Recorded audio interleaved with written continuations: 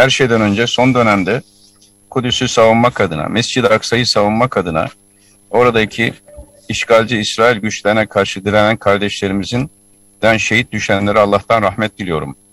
Yaralılara, gazilerimize şifa diliyorum.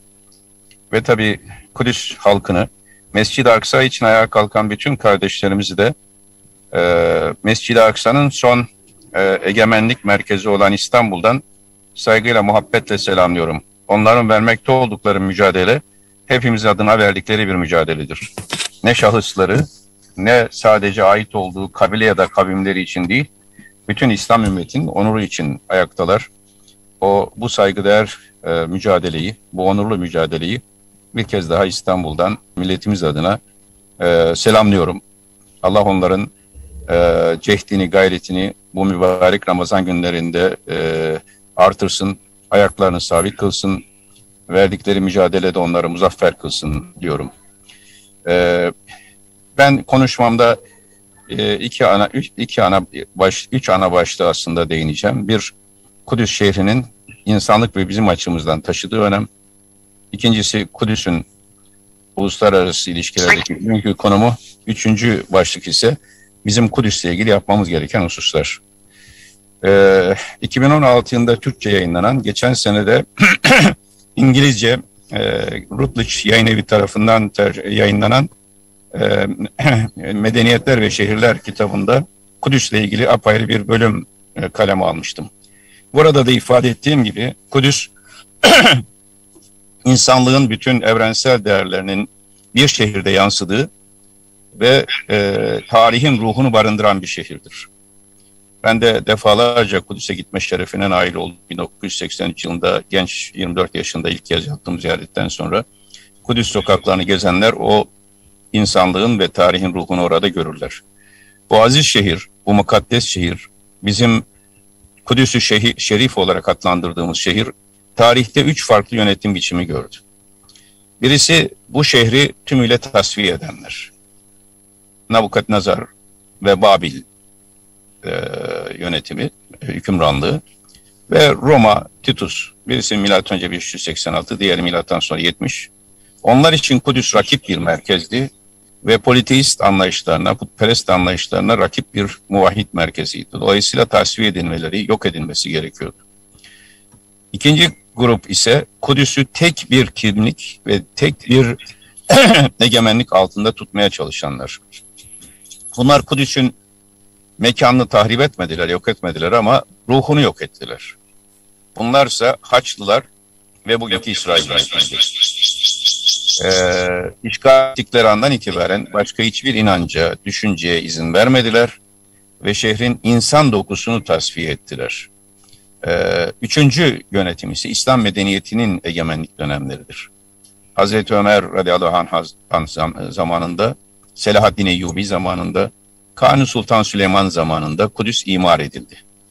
Bu yönetimlerin ortak özelliği Kudüs'ü Mekke ve Medine'nin doğal kaynağı ve Hazreti Süleyman'dan beri gelen tevhidi inancın, Hazreti İbrahim'den beri gelen ama Hazreti Süleyman'la Kudüs'ün Mescid-i Aksa'nın o anlamda taşıdığı önem bakımından tevhidi anlayıcı sürekliliği içinde değerlendirdiler ve Kudüs'ün her bir taşına, toprağına saygı gösterdiler ve Kudüs'teki insan unsurunu yok etme, tasfiye etme gibi bir düşünceyi asla taşımadılar.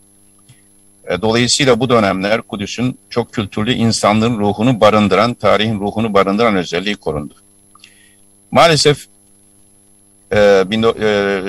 Balfour Deklarasyonu ve Sykes-Picot'dan sonra Kudüs İslam egemenliğinden çıkınca ve İngiliz egemenliği altına girince, Osmanlı döneminden sonra Kudüs'te aslında ilk tasfiye hareketleri o zamandan başladı. Bilinçli bir şekilde İslam kültürünün, İslam tarihinin izleri silinmeye ve Kudüs'ün yeni bir kimliğe bürünmesi için çabalar gösterildi.